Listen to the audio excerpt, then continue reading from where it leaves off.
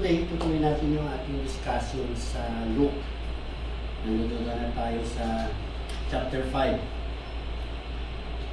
At this time, mag-focus lang tayo in a few particular scriptures.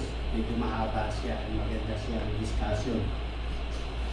Dito sa Luke chapter 5, verse 27 hanggang 29. After these things, he went out, that's Jesus, went out, and saw a tax collector named Levi sitting at the tax office. Hindi natin alam kung yung tax office nila ay parang ano lang, yung maliit na mesa lang along the road. Pero sabi tax office. And tax collectors, parang equivalent yan ng customs noong araw. He said to him, "Follow me."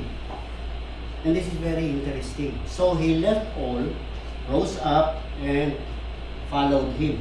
Nandoon siya sa kanyang opisina, he's doing the tax collection thing. Jesus said, "Follow me."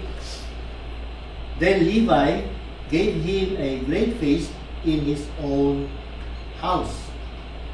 And there were a great number of tax collectors. Marami, hindi naman si Levi lang, marami silang tax collectors.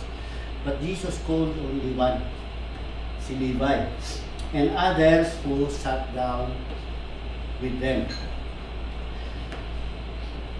Balikan lang natin saglit yan. Itong calling na ito, so tinatawag natin yung calling kapag tinawag ka ni Jesus and tells you, sumunod ka sa akin, we usually call that a calling. In the Old Greek, a calling is a vocation. When a person calls you from one job into another job, ang tawag dyan ay calling, change of vocation. Parang si Levi, for example, tax collector siya, but this time, Jesus is going to make him into first a disciple, meaning estudyante, and then eventually he will become one of the ministers. So magpapalit siya ng vocation. Yan ang calling. These callings, hindi naman siya as simple as they appear to be. Hindi iyan yung bang ang akala natin, o usually ang impression natin pag binabasa mo yung scripture. Naglalakad si Jesus, nakita niya yung tax collector, "Uy, ikaw, salika, sama ka sa akin." Yung ba parang gano'n na lang? It's not like that. We have to assume, or it is safe to assume, na si Jesus at saka si Levi are already familiar and acquainted with each other. And you will find that most other disciples, kilala naman ni Jesus yan eh. In fact, a good number of them, mga kamag-anak niya. Si James at saka si John, mga pinsan niya, yan. Yung nanay ni Jesus at yung parents ng dalawa, magkakapid. Yan. Si Jesus would have known Levi well enough to call him and promise him eternal life. Yun bang usually, as I said, ang impression natin parang bigla na lang siya nakita ni Jesus tapos tinawag siya na parang first time lang tinawag na. Hindi naman ganyan yan. Remember, when Jesus calls a person, it is the Father who first opens up a person's mind. Meaning, matagal na siya nakikita ng tatay, tinitingnan-tingnan na siya, and then the Father begins to open a person's mind. When Jesus comes on the scene, it is easy for a person to follow Jesus. Nauna siya. Kasi sabi nga ni Jesus, "I did not call you. The Father is first, and then I come to you." Kaya, dati nang kilala ni Jesus yan si Levi, well enough to call him and promise him eternal life. Remember, ang calling natin is not yung bang hindi parang random. The Father is going to offer you very important positions, and the things that come along with it are also hindi siya simple. You are going to be promised kingship, rulership, and priesthood in the future. But it also comes with a powerful body. an immortal body. That is not something na i-offer mo kani-kanino lang. First time na nakita mo, oh sige, ikaw. That's not how it works. That is why palagi kong sinasabi sa inyo, if you are called, if the Father actually calls you, even if you are, ang tingin mo sa sarili mo is not important, but it is the Father who calls you, you are an important person. No king calls a person out of the blue if he is not someone the king can work with. As well as future rulership over one of the tribes of Israel. Yan ang calling ni Levi. He's not just being called to be a disciple. His future is to be a king and a priest, specifically one of the tribes of Israel. And si Levi, similarly, he would have known Jesus well enough to be willing to leave everything behind. Walang tao na first time mo pala nakita at sinabi sa'yo, kasama ka sa akin. Ano ba? Sino ka? Anong exchange? Anong kapalit? Why? Subukan niyo mamaya. Maghanap kayo ng driver ng tricycle. Pagsakay o yung jeep, driver ng jeep. Bigla niyong bulungan sa likod. Ma, bayad po. Sumama kayo sa akin. Tingnan natin kung iwanan niya yung jeep niya. Iwanan niya yung mga pasahero niya. See, suddenly, if you put it that way, you will begin to understand what is going on between Levi and Jesus. This is not someone na bigla mo lalapitan, nangungulekta siya ng tax, tapos sabi mo, ikaw, iwanan mo yan, sama ka sa akin. Si Levi would have known Jesus well enough to be willing to leave everything behind. He would have to know that the person na nagsasabi sa kanya is Messiah, is Christ. Is not an ordinary person. He would have to know na yung tumatawag sa kanya is a future king. Otherwise, kung ang tumatawag sa kanya, ang impression na lang naman niya ay karpintero, tax collector ako, karpintero ako, bakit? Dapat ikaw ang sumama sa akin. Ikaw ang taga-ipon ng ano dito, mga gold coins.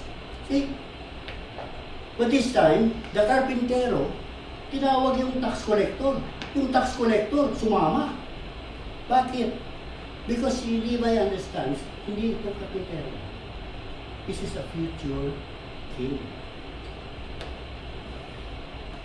We have to believe that he is the Messiah and follow him. And remember, ang consequence of following Jesus at that particular time, calling. Tax collector siya, may pupwesto siya, may posisyon siya. Anong gagawin niya kung sumama siya kay Jesus? Disciple, student. Sabi ni Jesus, at one time, merong may sabi sa kanya, sama ako sa iyo. Sama ka sa akin, wala akong tirahan. Natutulog tayo sa kuweba, natutulog tayo kung saan tayo abutan. But that is Matthew. Levi. And hindi lang yan. Kapag sumama ka sa isang potential king, you are putting your life at risk. Especially ng araw. Today, if you follow Jesus, nobody will know.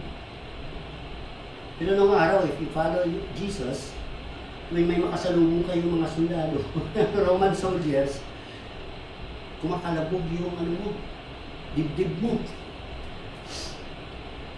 Because, you have to understand, if you follow Jesus, yung social status mo, goodbye. You are going to face suffering. And if you are branded as a traitor to Rome, ipapako ka din sa poste. That is what Levi is going to have to go through. He understands that.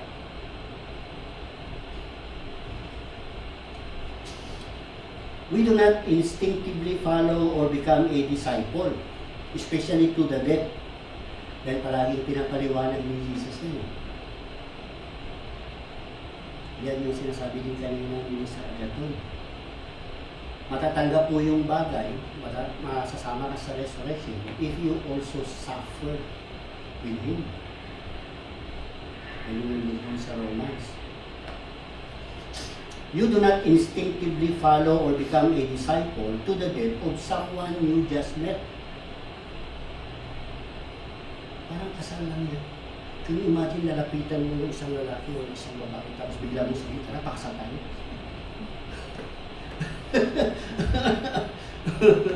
Kirmahan mo ito. Dadaling ko na sa munisipyo. Hindi.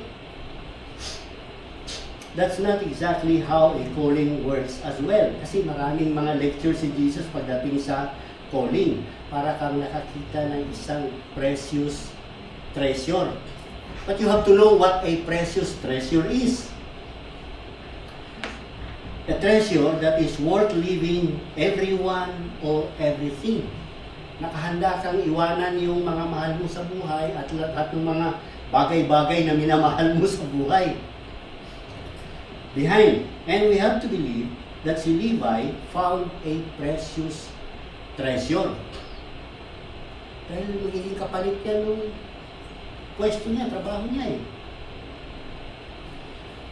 Para sa kanya, yung calling ni Jesus is in itself a precious treasure. Most of us understand that. Levi had to believe that he is giving up everyone and everything. The moment na maging disciple siya ni Jesus, yung bahay niya, madalang na siya umuwi dyan. For the next 3.5 years, palagi silang nasa labas, sa kasama niya si Jesus. Pag si Jesus natulog sa tabi ng kalsada, siya din. Pag si Jesus natulog sa kuwebas, siya din. Pag si Jesus hinabol ng bato, siya din. Sama-sama silang tumatakbo.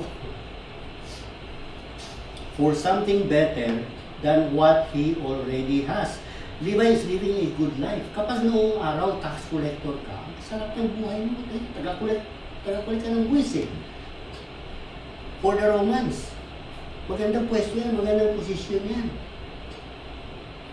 And Jesus, palagi niyang tinuturo that kapag mayroong nagre-respond sa kanyang pagtawag or calling, the person had to count the cost and make sure that they will follow through to the end. So si Levi, naiintindihan niya yan. When Jesus called him, kahit na sa atin parang ang impression natin, uy, first time sila nakita, tinawag, sumama agad. Hindi ganyan yan. That is very much the same as yung thief on the cross. Naalala niyo yung thief on the cross? So, yung thief on the cross, hindi yan sila first time na nakita ni Jesus. Doon lang na magkakatabi na sila sa pakuan o poste. Bakit? Ano sabi niya? Lord, remember me when you come into your kingdom. The person understands resurrection. The person understands that Jesus is going to be king of a kingdom. The person understands that Jesus, even if he dies today, he will live again. Sinaintindihan niya yan eh. Intindihan niya, sabi niya, Lord, umamatay tayo ngayon. Alam ko yan. Bago lumubog yung araw, patay tayo lang. Pero alam ko, mabubuhay ka ulit. At pag nabuhay ka ulit, at nandun ka na sa kingdom mo, remember me. See, he believes. Hindi iyan yun bang nagkatabi lang tayo, oh. Pwede ba? Hindi. He understands. Kung sino yung katabi niya, kilala niya. See? Ganyan din si, oh, remember me, parang sa koko. Remember me. Okay. Ganyan yan. The thing about scripture, when you read it, you have to play it out a little. You have to think about it a little. Hindi iyan yung kung nabasa mo lang, parang first time lang sila nakita, tapos sumama na siya agad. No, that's not how it is. You have to play it out with a little bit of imagination. Palagi na niyang naririnig yan si Jesus. He would have heard of the miracle, he would have heard of the healings, the things that Jesus did, the things that Jesus is preaching. He knows the person standing before him is going to be king. He knows this is a son of David, an heir to the throne. Ganyan yan. People, usually, kapag nagbabasa yan ng scripture, they miss the concept that faith and trust in or towards a person is something we build and develop over time. Kaya naiintindihan natin yan. Walang tao na ngayon mo palang nakasalubong magtitiwala agad sa iyo. Lalo na ngayon sa panahon natin, ang daming scammer dyan. Kahit yung mga love-love, ang daming scammer dyan eh. Noong araw, ang mga scammer, yung mga Amerikano, pero ang mga scammer noong araw, Amerikano, yung bang penpal pa nga nung araw, hindi pa nga yan yung ginagawa natin ngayon na Facebook eh. Susulat ka o ever dearest, yung mga ganyan-ganyan pa yan. Tapos, lovingly yours. Pagdating sa baba, pagagandahin mo pa talaga yung sulat mo. Tapos, papel pa yan na yung may tinutupi mo pa yan up to a certain fold. Pupunta ka sa post office. Iuhulog mo yan, magbabayad ka. Ngayon, hindi ka nagbabayad eh. Wi-Fi lang eh. Noong araw, tapos after a while, papupuntahin ka sa US, gagastusan ka niya, pero slave ka pala pagdating doon. Hindi ka naman pala talaga asawa. Ngayon, Pinoy na ang nanloloko. Oo, ang daming scammer na Pinoy ngayon. Sila na ngayon ang gumagawa ng mga love scam. Kung sino mga foreigner, maghanap sila ng mapera, papupuntahin dito sa Pilipinas. Kailangan ko ng ganito sa bahay, kailangan ko ng ganito sa lupa, kailangan ko ng ganito.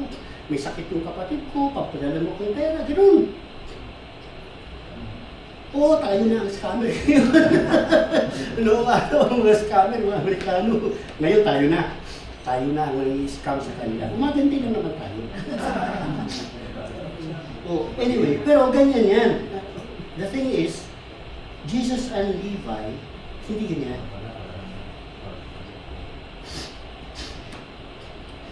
Trust or faith is something that we build and develop over time. Nakikilala mo muna na yung gusto yung isang tao bago mo ipagkatiwala ang sarili mo sa kanya. Or, merong isang circumstance o merong isang event na, uy, ganun pala siya. Sige, ibibigay ko din ang sarili ko sa kanya. Yung faith ni Levi, kay Jesus, hindi yan instant. Na first time niya nakita si Jesus, bigla siya nagtiwala. Wala din yan. Subukan niya yan sa jeep ng driver.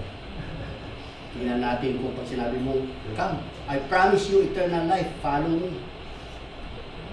Walang ganyan. Faith at first sight. Walang faith at first sight. Love at first sight. Usually, yung ginagamit natin yan. Love at first sight is yung pag nakita mo, gwapo, maganda na attract ka, yan pwede yan. Pero mababaw na attraction yan because kailangan mo pa rin mag-build ng trust sa isa't isa.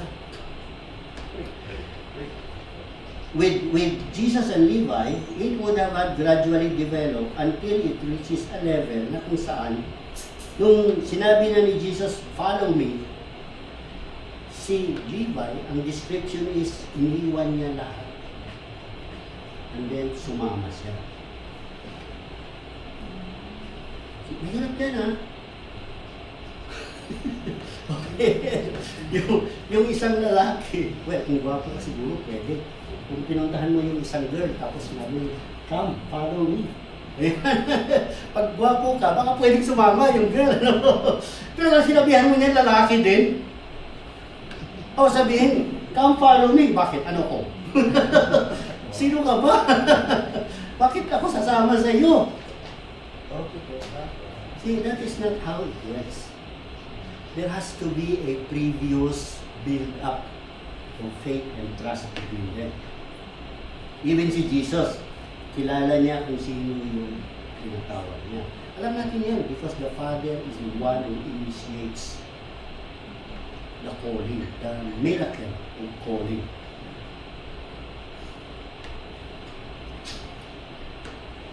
Let's continue. Because after this, then there is this other event. Luke chapter 5, verse 13 and 31. The scribes yan yung nagsusulat ng mga scripture ng araw, yung mga nanonood niya. And the Pharisees complained against his disciples. So yung mga scribes and Pharisees, ang nilapitan yung mga disciples ni Jesus, saying, "Why do you eat and drink with tax collectors and sinners?" Ano yung mga araw, hindi masyadong maganda ang reputation ng mga tax collectors, especially among the scribes and the Pharisees. Why do you eat and drink with tax collectors and sinners? Jesus answered and said to them, "Those who are well have no need of a physician, but those who are sick." Remember, sinasagot ni Jesus yung tanong, why do you eat with tax collectors and sinners? Makasalanan. Tax collector, makasalanan. Jesus continues, "I have not come to call the righteous, but sinners to repentance." Let's focus a little bit dyan sa statement na yan. Why do you eat and drink with tax collectors and sinners? If you are a disciple, noong araw, kayo, if you are a disciple, and nakita kayo na nakikipag-inuman at kumakain on the same table with tax collectors and sinners, the scribes and the Pharisees lalapitan kayo at sabi, "Uy, kilala mo ba yung kasama mo sa mesa? Bakit kayo nakikihalubilo sa mga yan?"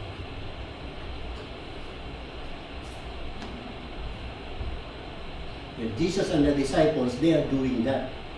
But in the eyes of the scribes and the tax collectors, hindi lahat. It is interesting na yung mga scribes at yung mga Pharisees, they would even ask such a question. Pero binibigyan tayo ng perspective kung anong klaseng pag-iisip meron yung scribes at saka yung tax collectors, yung Pharisees. Pagdating sa mga tax collectors and sinners during that time, sa kanila, yung mga ganyang klaseng tao ay klase ng mga tao na si Jesus at yung mga disciples hindi dapat associated with or hindi dapat nakikipag-inuman at nakikipag-kainan.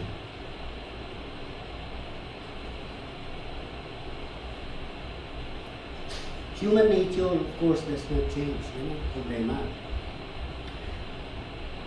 Or it does not change much. Sabihin natin kung nagbabago man, hindi ganun kalaki.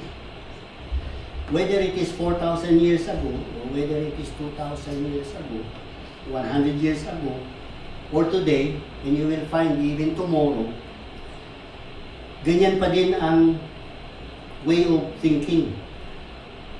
How people view other people who do not believe in the same beliefs as they.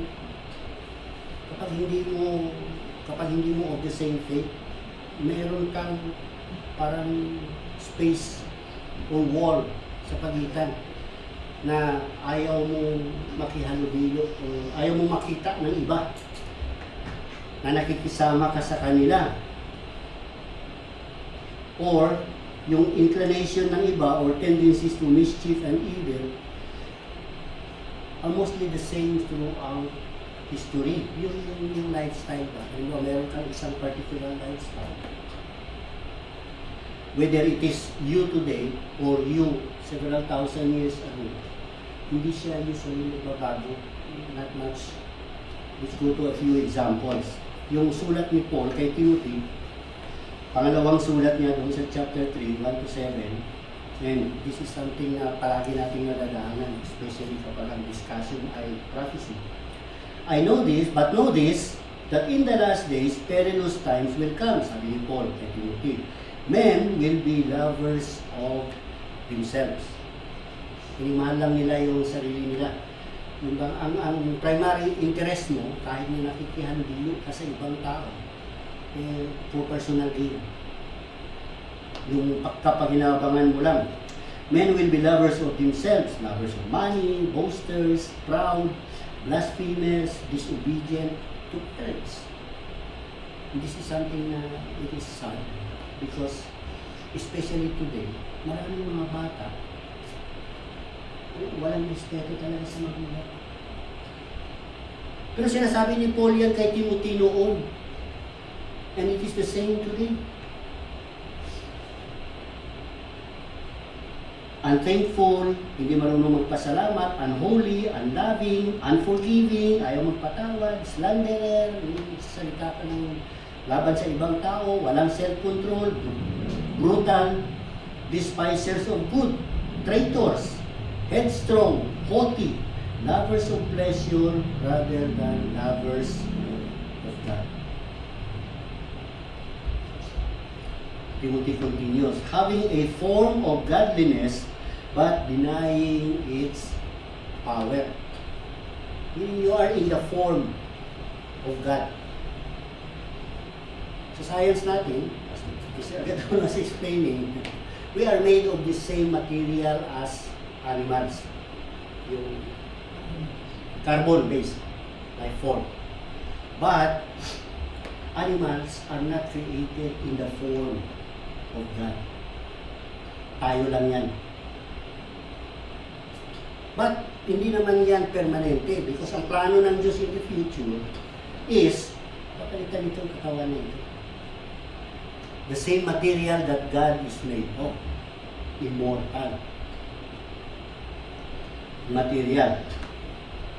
Having a form of godliness but denying its power. Now, kapag ganyan daw, sabi ni Paul kay Timothy, from such people turn away. So even si Paul advises, wag kang makihalubilo. The principle behind is influence. But if you are the person with the stronger influence, then a bad person can be turned into good. Kaya lang kadalasan, mas malakas yung influensya sa atin ng isang masamang tao. Tapos ikaw mabuti, the influence of the bad person is sometimes stronger. And in the history of Israel, palaging ganyan. Palagi silang nai-influensyahan ng mga nakapaligid sa kanila. Whether it is breaking the Sabbath, or it is idolatry, or kung ano-ano pa. Or about food. Malakas ang influensya ng isang taong hindi naniniwala. And that is why sabi ni Paul kay Timothy, kailangan mag-ingat ka dyan. Yung influence na ganyan. For of this sort, and then he continues, are those who creep into households and make captives of gullible women loaded down with sins. Maraming naloloko, nai-scam. Lalo na kung ikaw ay yung mabilis makuha, magtiwala. Make captives of gullible women loaded down with sins, led away by various lusts, always learning and never able to come to the knowledge of truth. Sa scripture, kapag nababasa niyo yung lust, hindi lang iyan yung tawag ng katawan. Yan is also a form of greed, yung love mo for material things. Verse 8, as Jannes and Jambres resisted Moses, so these also resist the truth. Now you see how si Paul goes all the way back to Moses, and then he continues, men of corrupt minds disapprove concerning the faith, but they will progress no further. for their folly will be manifest to all, as theirs also was. Kung si Paul talks about the past, sabi niya, nung panahon, meron ng mga taong ganyan. Pero sinasabihan niya sa Timothy, in this age, meron din ganyan. At sabi niya, in the future, ganyan. The heart of people does not change much. That is why, kapag tinawag ka ng Diyos, He is asking you, palitan natin ang trabaho mo, a change of vocation, and it comes with many few other things.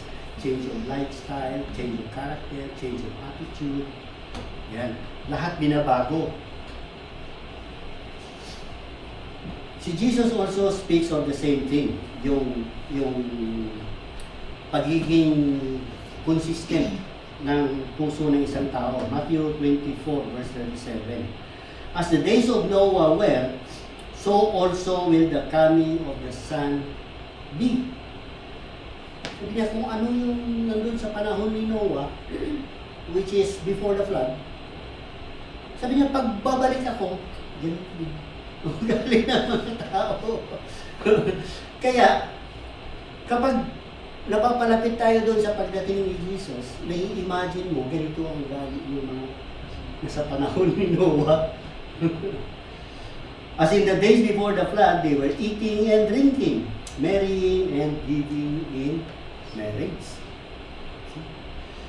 Ang inaasikaso lang, kakain, iinom, nagpapakasal, binibigay ang kasal, until the day that Noah entered the ark, and did not know until the flood came and took them all away. So also will the coming of the Son of Man be. Whether it's about behavior or whether it's about how we perceive other people who do not share our views, yung response at yung attitude natin, pareho. Especially kapag as you grow older, nagkakaroon ka ng standards. Meron kang mga ideals, meron kang mga ini-expect sa mga tao. If people do not live up to your expectation, usually hindi sa pera mo mga tao. Hindi dapat. Pero, that is the way that we naturally do things. And kapag tinawag ka ni Jesus, part of the calling is hindi lang qualification. Part of the calling is a change of heart. Yung mga tax collectors at yung mga sinners, isang grupo lang yan sila. As far as the scribes and the Pharisees are concerned. Kapag may nakita siyang sinner, pareho lang siya ng tax collector. Pag may nakita siyang tax collector, pareho lang din siya ng isang makasalanan. Yung makasalanan, yung mga lumalabag sa batas ng Diyos. As far as they concerned, tax collectors, mga lumalabag yan sa batas ng Diyos. Kaya tingin nila. So yung mga scribes and Pharisees, meron silang, ang tawag natin yan is self-righteous attitude. They think of themselves as the people na kami, mga holy kayo, mga unholy kayo.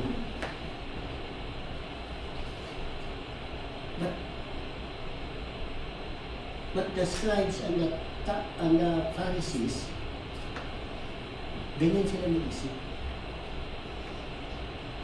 The disciples are different. Pero sinulat ni Luke yan. And you also have to look at yourselves. Lalo naman yung papalapit na yung Passover at sa Baptist of Unleavened Bread. Aling kayo? Aling grupo kayo?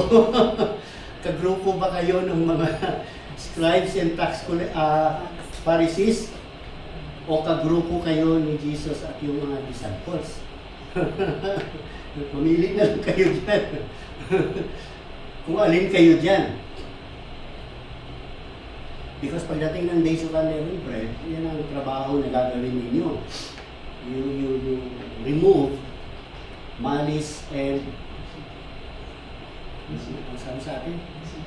Malice and deceit. And you put in sincerity and truth. That is the significance or the objective ng Days of Unleavened Bread. You are supposed to do that. But which group are you? For example, right now, are you in the group ng mga scribes and Pharisees, mga self-righteous, mga holier than other people, or are you in the same group as Jesus and His disciples, that they do not mind mingling with the kasalanan?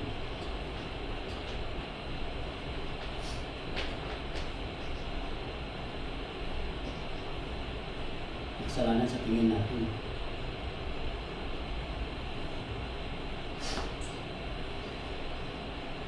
Tax collectors and sinners are the kind of people, as far as the scribes and Pharisees are concerned, that they cannot be seen mingling with or should not be associated with. Yun bang parang pag naglalakad ka sa kalye at meron kang katabing tax collector, either mauuna ka, iwanan mo siya, or mauna ka kasi tax collector ko, kasalanan ka. Ayaw kita makasabay, baka isipin nila ako din ay kabarkada ng tax collector and sinner.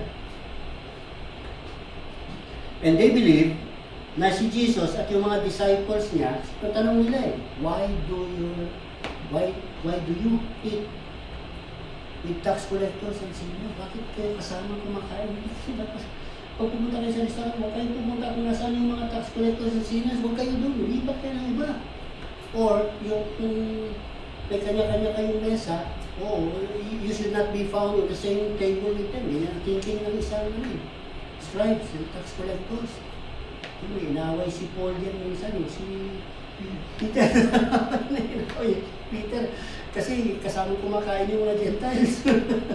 Ganyan din ang tingin nila sa mga Gentiles noong araw, unclean.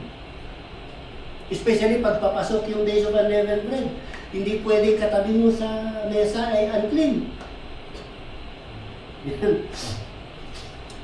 They are not the kind of people they cannot be seen mingling with or should not be associated with. And ang problema, ini-impose nila yung belief nila, yung understanding nila, pati sa mga disciples ni Jesus. Itinuturo nila, hindi kami sumasama sa mga tax collector and sinner. Bakit kayo sumasama? Hindi dapat. Ganun ang nila, ang thinking nila, ang perspective nila. It is seen as bad for Jesus' reputation and His disciples. Hindi maganda ang reputasyon ng isang tax collector. Nagtatrabaho siya kay Caesar Oo. Pero meron tayong ganyan mindset. Kapag yung tatrabaho sa customs, pag may kakilala ka nagtatrabaho sa customs, anong iniisip mo? Corrupt. Yun agad ang iniisip mo, corrupt yan. Kahit matino pa siya.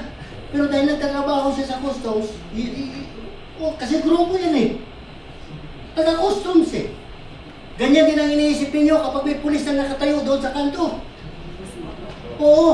Nag-aabang lang yan ng mahuhuli. Kaya ikaw pala yung dali mo, OR at saka siya. Pati lisensya. Hindi pwedeng wala. Tapos tingnan mo, kung babasagin niya yung taillight mo, dahil baka mamaya walang makaso sa'yo, gagawan ka ng kaso. Parang yung kalsada niyo dyan sa Ragay. Maayos pa. Sisirain natin. Kailangan natin ng pera. Maayos pa. Butasin natin. Kung ganyan. Kahit tayo sa panahon natin, we have this, mindset that if a person is working for a particular person or for a particular office, kahit matino, ang tingin natin, hindi matino yan, taga-customs Well, Jesus had the same thing, yung palagi kong sinasabi sa inyo. Nung malaman na taga-Nazaret siya, Anong sabi? Nagtino pa sila sabi. Can anything good come out of Nazareth? Pero ganito din yan when it comes to the tax collectors and the sinners. And as far as the people in high society are concerned, hindi nila pa nagkakaroon. Of course, si Jesus believes otherwise. The Lord is not like most people. Tayo, we are like most people. But si Jesus is different. Yung mga piniperceive natin na kasalanan and wrongdoings, hindi naman iyan contagious. It depends on how far you allow yourself to be influenced by other people. Yung mga wrongdoings, nakaka-influensya yan, nakakaroon ng effect yan sa iba to a certain degree. But not the Lord. Kasi yan isa sa bagay na pinag-iingatan niya talaga. And yan ang commission niya, saving people. But remember, you are also called to do the same. You are called to save people. And that is how you respond to a strife and to a tax collector. I am saving people. I'm not saving you, righteous ka na eh. But I am saving the ones who are not. The Lord, ang primary commission niya ay saving people. At yung people na iyan, kasama yung tax collectors at yung kasalanan. Ano sabi niya? Kung may sakit ka, yung kailangan ng doktor. Totoo naman yan, it's a very simple analogy. Kung wala kang sakit, hindi ka naman pupunta sa doktor eh. In fact, meron na akong kilala kahit ang daming sakit, hindi pupunta sa doktor. Bakit? Pagpunta ka sa doktor, magkakasakit ka eh. Oo. Imbis na pwede kang kumain ng munggo, pagkagaling mo sa doktor, hindi na, bawal na. Balakin natin yan, yung sinabi ni Jesus. Luke chapter 3, verse 12. Yung unang-unang encounter. Tax collectors also came to be baptized. Hindi yung mga pumunta kay John the Baptist, and said to him, Teacher, what shall we do?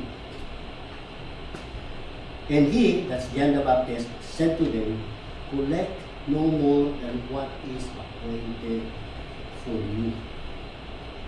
Kasi tax collector siya. Kung maniningil daw siya ng grace. Remember, ang sabi ni John, hindi niya kailangan iwanan yung kanyang trabaho kung gusto niya magpabaptize. Ang kailangan niya lang gawin, kung magkano yung dapat niyang kolektahin, yun lang. Alam natin yung istorya na yan kasi yung marami sa mga nasa government offices natin, pirma lang eh. Yung pirma dapat yan, libre na yan eh. Pero yung pirma na yan, kung minsan 150, 200, 300. Kung minsan, pagka malaki-laki yung papipirmahan mo, ang laki din ng requirement eh, para pumirma. Pero sabi ni Jan, hindi.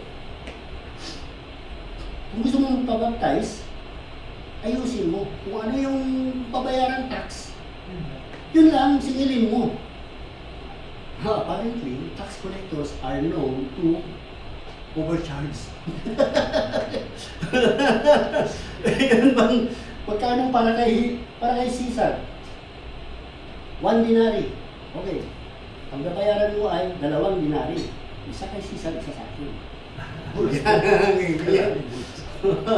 Oo. So when tax collectors gusto magpabaptize, remember, that's John the Baptist, sabi nila, Teacher, kami, anong gagawin namin? He said to them, collect no more than what is appointed for you. Unang overcharge. Kung magkano lang yung dapat na bayaran nila, tax yun lang. Well, the word that we use today is corruption. They overcharge. Parang mga kalsada lang yung kalsada. Puro overcharge yun. Kaya pagdating sa kalsada, lugaw na ang materyales.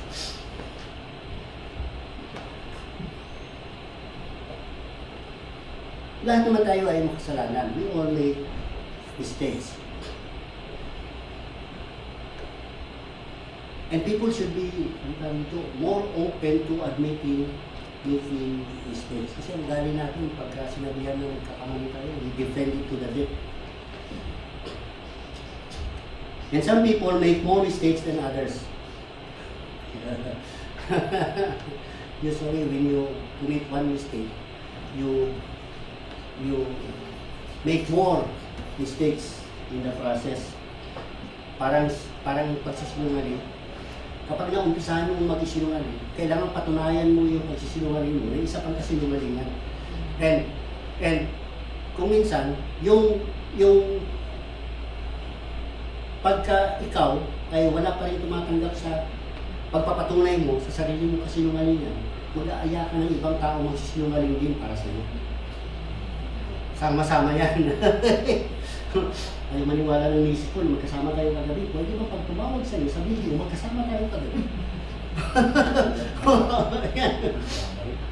Oo, nasasabihin mo sa barkada mo. Eh, paano mo yung misis ko ang tawagan? O, sabihin mo din sa misis mo, magkasama tayo kagabi. Damay-damay na yan eh. Eh, paano ko makausap yung anak ko? O, sabihin mo din yung anak mo. O, ganyan na yan. See, how one small mistake breeds more mistakes. Pero lahat tayo ay nagkakamali. And some people, mas maraming pagkakamali na nagagawa. And dapat, pinabago natin yung ating mga pagkakamali. So, meron ding mga tao na in the process of correcting mistake, meron mga tao na mas mahusay ayusin yung kanilang pagkakamali kaysa sa iba. Pwedeng gumawa tayo ng parehong pagkakamali. Pero yung isa, maaayos niya yan in a matter of a few days. Pero one person might take a matter of a few days, a few weeks, months, or even years. Kasi hindi tayo in the same level eh. We have to understand we are not all the same. Kahit na palaging sinasabi na we are all equal, hindi po yan. Hindi po yan. Tingnan mo siya, wako ako hindi.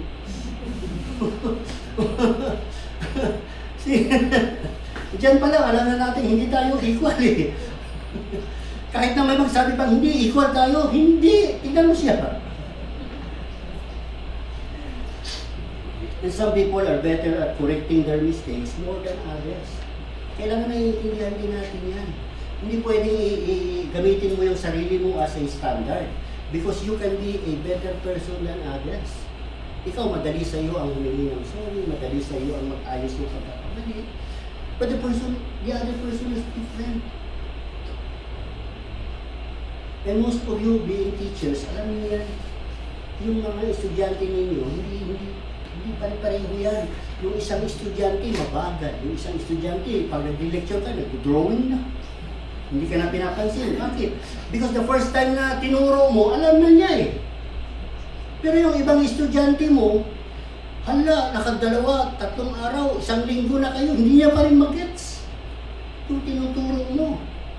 So, you know, we are not all equal. Even Jesus recognizes that. Kaya sabi nga niya, some will get 5 talents. Other people will get 2. One person will get 1. Even yung pagiging masipag at tamad, magkakaiba. Yung merong 5, masipag. Yung merong 2, masipag. Yung merong 1, tamad. Isa na nga lang yung pagtatrabahuhan niya, binakon pa niya. See, we are not all the same. Kahit bigyan mo ng parehong lupa, yung 2 tao, yung isang lupa, maraming pagkain. Yung isang lupa, wala. See, because that's how people are. That's how it is. You have to accept that. You have to learn to be more understanding of others because we are not the same. Even our way of handling things are different for everybody. Kita nyo, pagka nag-fellowship, nag-uusap kayo, ako nandun sa sulok.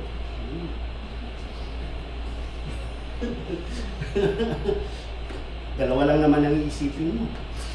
either suplado ako or talagang mahihain lang ako. That's how it is. Of course, the Lord, regardless of whether you are a person better than others or not as good as others, yung kasalanan mo, babayaran pa rin niya. Which is a gesture of forgiveness. Meaning, patatawarin niyo yung isang taong magaling, dahil at mga kayo may sabi. Pero yung isang taong hindi magaling, patatawarin pa rin niya, bayad pa din eh. Even though we think, kung minsan, huwag mo patawarin mo, sin. Wala kang mapapala dyan. And Jesus said, no. May sakit, may sakit. Remember yung discussion natin sa sakit? Merong sakit na matindi at merong sakit na hindi naman ganun. Tagyawat lang ang sakit. Pero kapag lumapit at ng healing, whether paralyzed ka o whether tagyawat lang, parang gagawin. Kasi usapan na lang yun.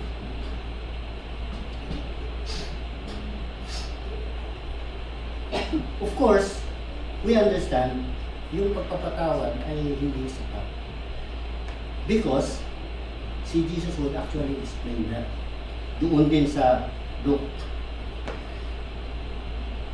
Ang sabi niya, I have not come to call the righteous, but sinners to repentance.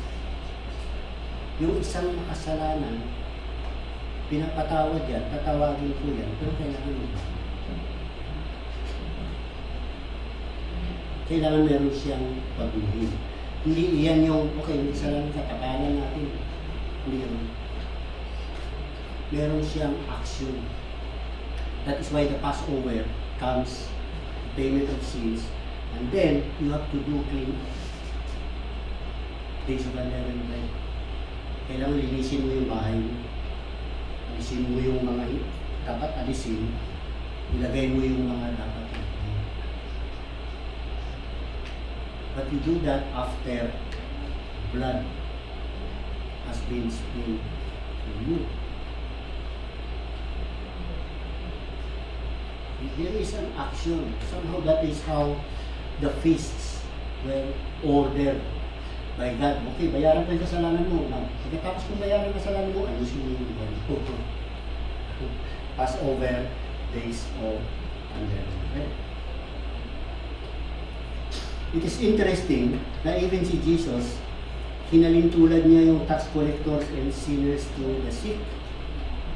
May sakit na kailangang pagalingin. Kasi pag hindi mo pinagaling, even the analogy is beautiful. Pag hindi mo pinagaling yung may sakit, mamamatay siya eh.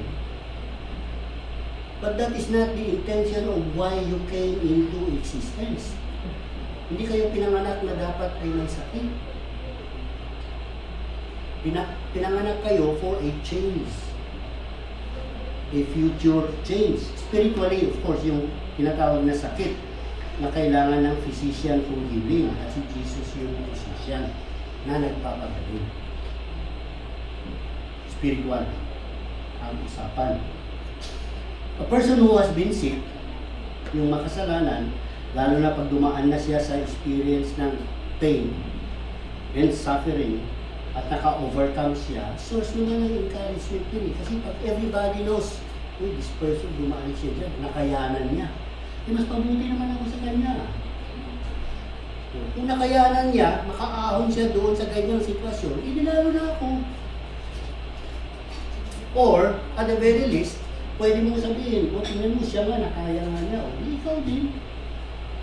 Makakayanan mo din. Well, except that, some people can do it in a few days. But some people will do it in a few years.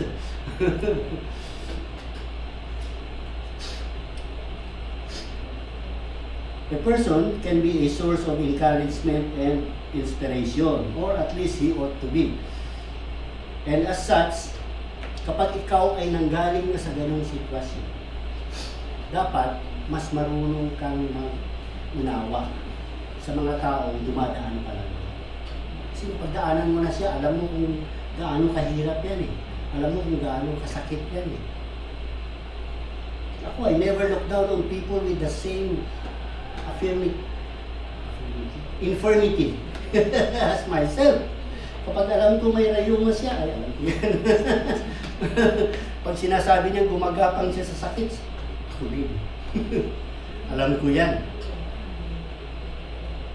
At a certain point, nagiging doktor pa ako bigla. O itong ano mo, 3 times a day. Huwag mo kalimutan ha. Wala ka, o meron ako. Ganyan yan eh.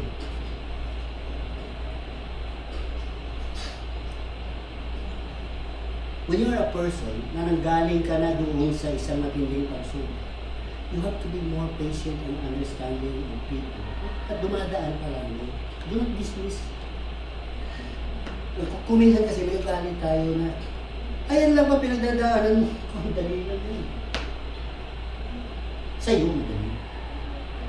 But remember, the person is different from you.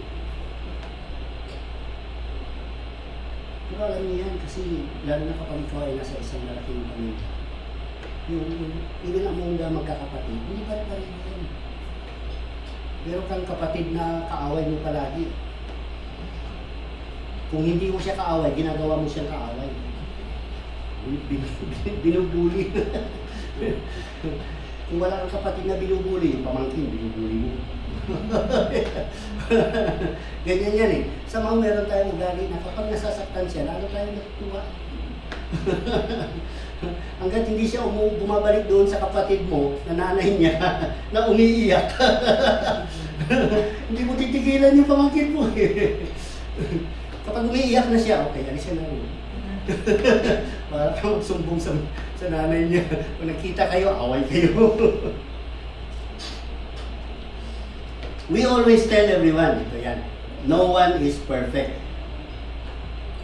Whether you are a good person or whether you are a bad person, palagi mo sinasabi. Wala naman. Lalo na kapag ikaw na yung nagkakamali, nakatingin na sa'yo lahat.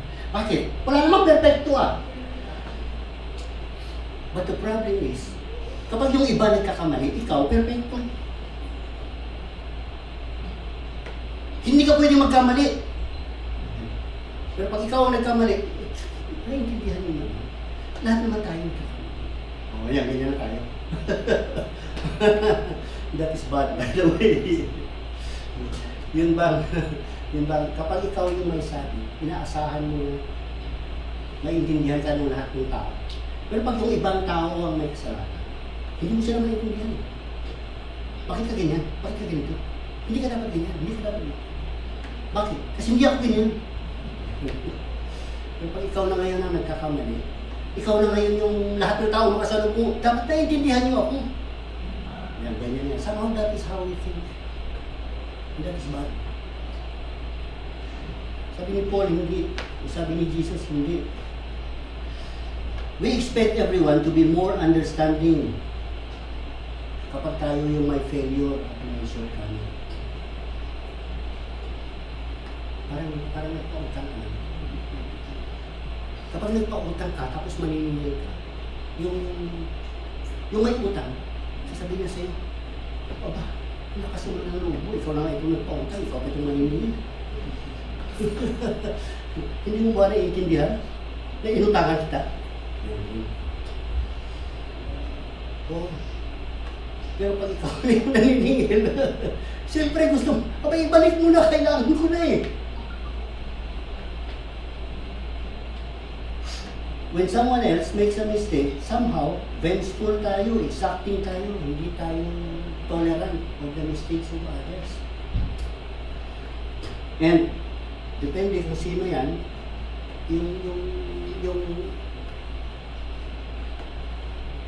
yung tendency natin na magpatawad, nagbabago. You realize na mas madaling magpatawad kapag malapit ka doon sa isang tao. Pero pag hindi ka close doon sa humihingi ng tao, maghirap siyang humingi sa iyo ng tao. You have to change that. Sabi ni Jesus, there is no respect for persons. And hindi nadadayan sa dami. Si Jesus, He required sinners ought to undergo repentance. That's to be expected. What is repentance? Change, conversion, transformation. Hinihingi niya yan sa isang taong makasalanan. Hindi pwedeng manatili tayo in the same state. Yun bang, patawarin mo ako pero hindi ako magbabago.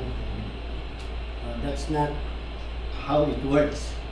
Yun bang, magnanakaw ako, alam mo na nga magnanakaw ako eh.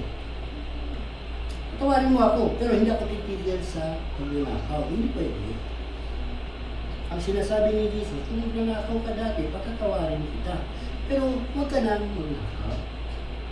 Tigil mo na. Or if you are a lawbreaker. Kaya dapat, we are also nagtatrabaho para baguhin natin yung buhay natin. Palagi natin ino-observe yan every year. Yan ang picture ng days of Unleavened. Yung wrong behavior natin, yung mali nating perspective, mula sa mali, dapat itatama natin. Hindi natin maitatama yan yung 1 year, 2 years. Pero hindi siya excuse para hindi ka mag-effort na itama. Na itama ka rin. And it works for everybody. Whether ikaw yung mabuting tao o whether ikaw yung masamang tao. Tinuturo din ni Jesus na kailangan mas pasensyoso tayo and mas understanding tayo. There are two words na ginagamit nila dyan, sympathy and empathy. Even the Apostle Paul, ini-echo niya ang perspective na iyan, lalo na sa mga kapatiran. In fact, yung ginagawa natin na foot washing ritual, that is what it means.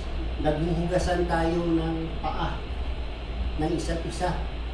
Sometimes we lose the perspective because kung sino yung kahugasan mo ng paa for the past 10 years, palaging kayo ng dalawa na lang ang naghuhugasan ng paa.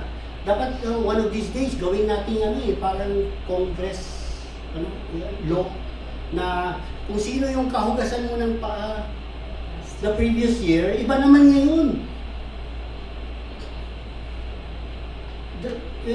Yun bang bago pa magpasugat, tayo magkapartner, tayo dapat baguhin natin yung ganung sistema. Because I think that's the intention of the foot washing ritual. To be served and to be of service. Kasi, ikaw naghuhugas ng paa, pero after mo, ikaw naman ang huhugasan ng paa. Meaning the attitude, the perspective of a Christian, follower ni Jesus, naglilingkod ka, at the same time, pinaglilingkuran ka din. Pinaglilingkuran natin ang isa't isa. Pero ang ginagawa natin sa foot washing ceremony, yung bang, tayo na naman. Yan ganyan. But it's almost like the same as yung sinasabi ni Jesus. If you only love those who love you, what good is that to you? Yung mga magnanakaw, ganyan din Yung mga magnanakaw, they also love each other Pare, nanakawan ko yung bahay. Ano lang ba? Plano ko sana ngayon Pero sige, mauna ka. Papalikan mo na lang siya at another time. Ganyan naman yan We clean one another's foot, which is an act of humility to humble oneself. And I think sa atin kasi ngayon, the symbolism is lost because we do not understand how it was in the past. Noong araw, yung talagang katulong lang sa bahay ang naghuhugas ng paa ng mga bisita. Hindi yan ginagawa ng amo. Kapag merong bisitang dumarating, sabi ng amo, hugasin yung paa ng bisita natin. Ganyan yan. So the person who washes another person's foot, trabaho lang siya ng isang slave. But if you are not a slave, and you actually take that role on, which is what sabi ni Peter, Lord, hugasin mo pa ako? Hindi pwede yan. Okay, master Pero sabi ni Jesus, hindi, let me do it. And I will explain to you afterward why. If a master gives you the service of a slave, you should also do the same. Ang thinking ng isang tunay na Kristiyano is, I am a servant to everyone. I come to serve. Whether you are a master or a lowly servant, that's because it's a lesson in humility. Yung pride mo, tabi mo na. And you are esteeming others as you are equals. Pero nung araw, ang disparity ng master at saka ng slave, wala. Pero si Jesus, pinalis siyang disparity na yan.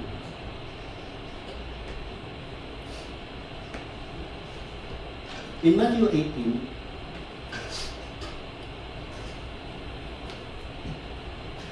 and in verse 21, sabi sa atin, Peter came to him and said, Lord, how often shall my brother sin against me and I forgive him? 7 times?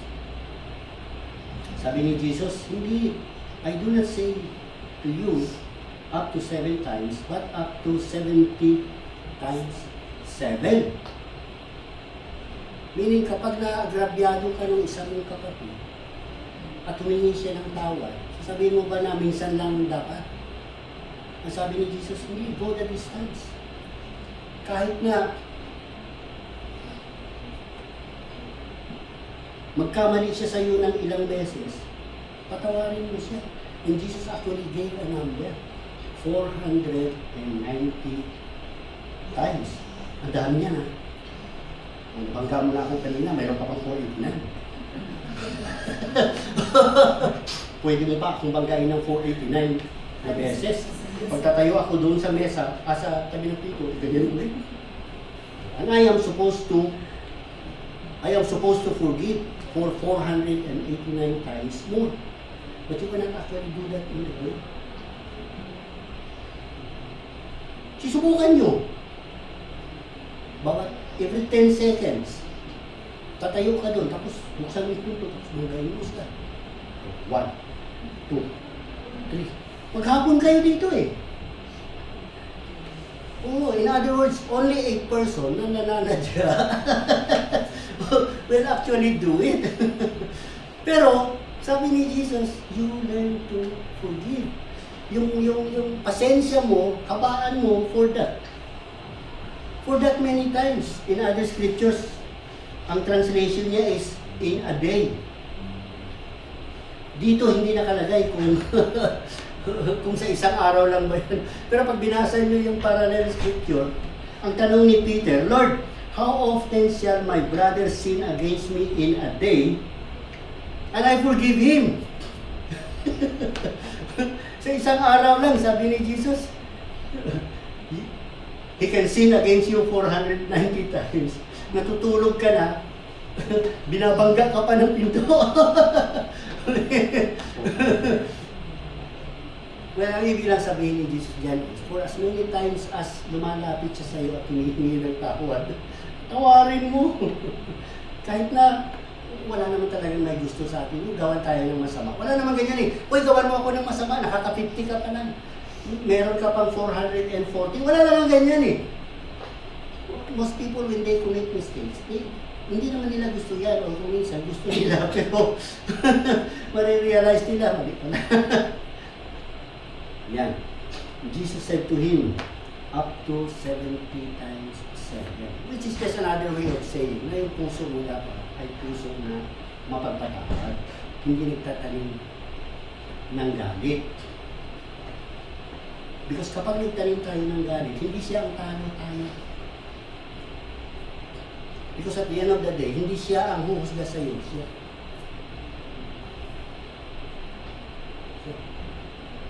At pag sinilit niya ang puso mo at mayroon namumuong galit dyan, ay may problema.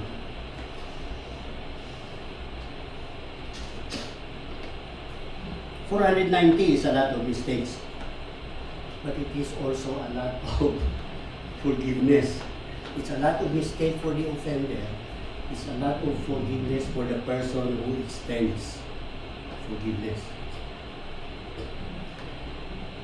It is a continuous extension of patience. Grabe naman pasensya yan. Isipin mo kung gaano kahaba ang pasensya mo kapag ganyan. Mayat-maya pinatapakan mo yung sapatos mo, bagong bili. Hulugan pa. Yung bang, kapag makita mo pala siya lumalapit, lumalayo ka na eh. Kasi ito na naman, tatapakan na naman ang sapatos ko. Hindi yan madali. We also understand that. No one person likes to be hurt so many times in a day. Jesus expected, however, that we should be able to extend forgiveness as many as a person needed to be forgiven. You work it out kasi hindi naman madali yan. Naintindihan ko yan. Pwede niyong sabihin sa akin na, oo, sinasabi mo yan, madali para sa iyo magsabi yan. Yes, madali. Ang magsabi. I also understand that. But whether it is madaling magsabi para sa akin, mahirap para sa inyo ang gawin, kailangan ko pa rin sabihin. Kailangan niyo pa rin gawin. It's not something na para optional. Hindi naman. And then sabi ni Jesus, I have not come to call righteous. Now, perspective. Let's put that into a little bit of perspective. Alam naman natin na sinasabi ni Jesus na walang lugar para sa mga matitinong tao. Dahil marami din naman siya tinatawag ng matitino. Pero, kahit ang isang tao ay matino, ang isang tao ay nagkakasama sa Diyos. Si David was called a man after God's own heart. But David is an adulterer and a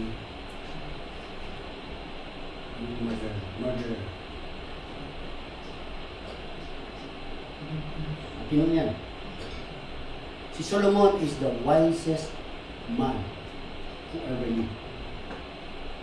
Si Solomon is also an idol worshiper.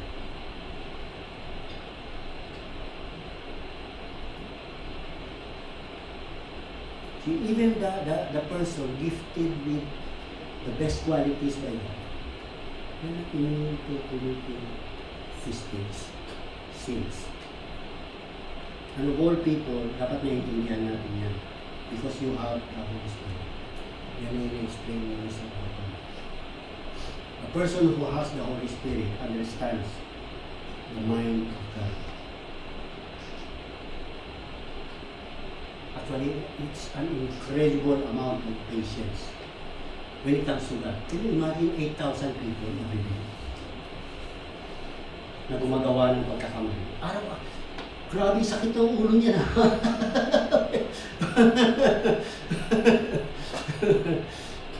Yun lang isa, dalawang anak. Pag naging sakit ng ulo, inaatake ka na sa puso. Can you imagine 8 billion people every day na tinotolerate mo? We know that Jesus did not mean na wala siyang lugar para sa mga righteous doon sa mga tinatawag. Although in a sense, dahil sabi nga ni Paul, lahat naman tayo ay nagkasala, by default, wala talagang righteous. Among the sinners who are called, merong mga more righteous than others. Kasi, let's face it, merong mga tao na pwede talaga natin sabihin, mas matino kaysa sa atin. At merong mga tao na kapag tinignan mo ang sarili mo, mas makasalanan talaga siya. Mas marami siyang pagkakamali kaysa sa atin. But again, hindi mo naman kailangan ng pagkarami-raming kasalanan to earn the death penalty.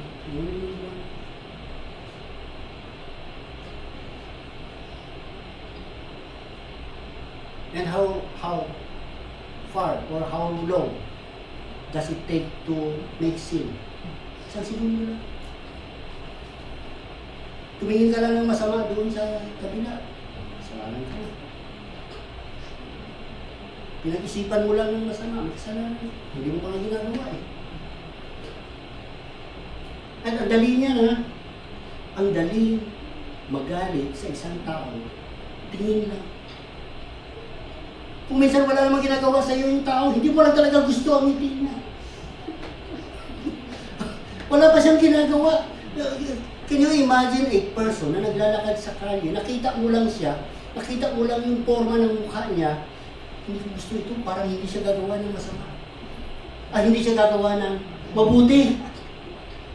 Wala namang ginagawa yung tao. Nagtitext lang. Hindi pa nga tungkol sa'yo, wala na siya pakialam sa'yo. Pero nakasalubong mo siya, galit ka. Meron mga ganyan. Meron mga ganyan. A person can do nothing at all to you, but to hate the person. That's unfortunate. Pero, that's how we sin. Sasabihin mo, pamataba ka sa walang kaalam-alam yung tao, wala naman siyang, hindi naman kayo magkakatbahay.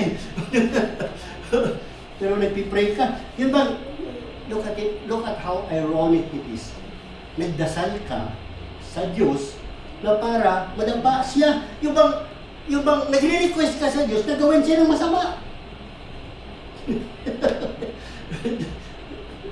Sometimes we do not think about the things that we say or we do na kapag hindi natin kayang gawin, tumatawag tayo sa Diyos para yung hindi natin kayang gawin na hindi maganda, gawin niya dun sa walang kamalay-malay na tao.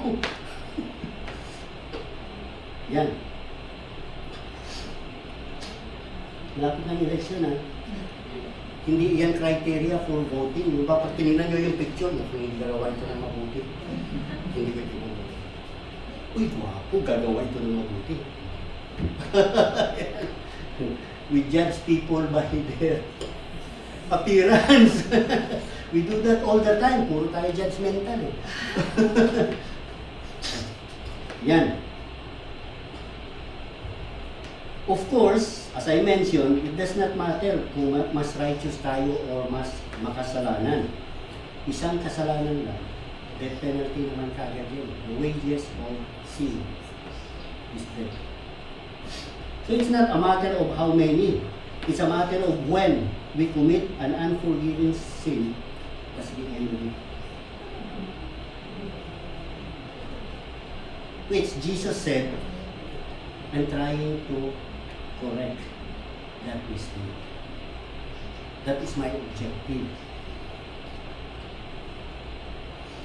Speaking of unforgiving sin, uy, lagpas na. Okay, kasi ulit maraming sa'yo. We can choose to be like the scribes and the Pharisees who think so highly of themselves. Ay, bakit tayo lumagpas nun? Hindi, yung unforgiving sin muna. Daanan lang natin ng mabilis, hindi ko na-explain yan. We can go through that at another time. Pero ano yung mga pamamaraan by which we can commit a sin that God said hindi ko patatawarin? The first one is yung unpardonable sin. Ano yan? Yan yung kapag ikaw ay nagsalita laban sa Holy Spirit. Pangalawa, kapag tayo ay nagdesisyon na hindi tayo interesado maging bahagi ng kingdom of God. Yung pag sinabi ni Jesus, okay, kasama ka sa akin. Yan. Pangatlo, kapag nagdesisyon tayo na sinabihan tayo na, uy, patuloy mo yung buhay mo. Ay, hindi, mas gusto ko ito. Buhay ko na ito. Kasalanan. Hindi naman kasi hihingi ng tawad yan. Kapag nag-desisyon ka na pag nanakaw is better than working on honest days. Work. And pang-apat, yan yung nandun sa Matthew 6. Kapag ikaw ay hindi marunong magpatawad. Jesus made that very, very clear. If you do not forgive, I will. Oy, my Father also will not forgive. In fact, in the parable, pinatawad na, binawi pa. Because nagpakita siya ng attitude na hindi siya marunong mag-extend ng patawad. Binawi. It's almost like na written off na yung kasalanan mo. Tinanggal ulit yung pagkakabura. O sige, bayaran mo. Ganyan. Those are the four ways by which we are endangering ourselves. And the only way that we can be given eternal life is if you are forgiven of your sin. We can choose to be like the scribes and the Pharisees na ang tingin nila sa sarili nila, or we can choose to be like Jesus, Lord and Master. Pero, nakikipag-mingle siya sa mga may hindi masyadong tinitingala ng ibang mga tao. Tax collectors and sinners. Yung just count yourself as, tayo naman tayo sa baka matulungan pa kita. Because after all, lahat tayo ay magkakaroon. Meron tayong kapatid na best friend. Pero meron din tayong kapatid na hindi natin gusto. Utusan lang. Kapag utusan lang natin, bumili ng suka, bumili ng tono, maghugas ng plato, yan, kapatid natin yan.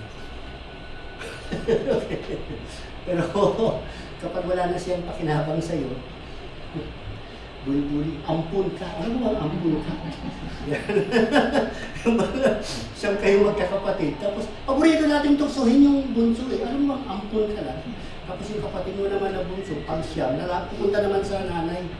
Nanay, ito bang ampun lang?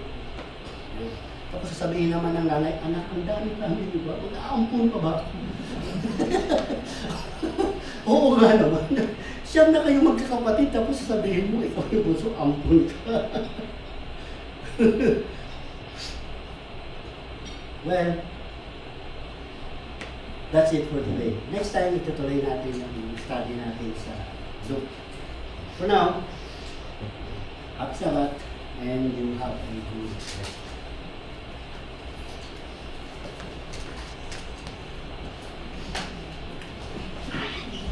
Maraming salamat po. Kailangan ito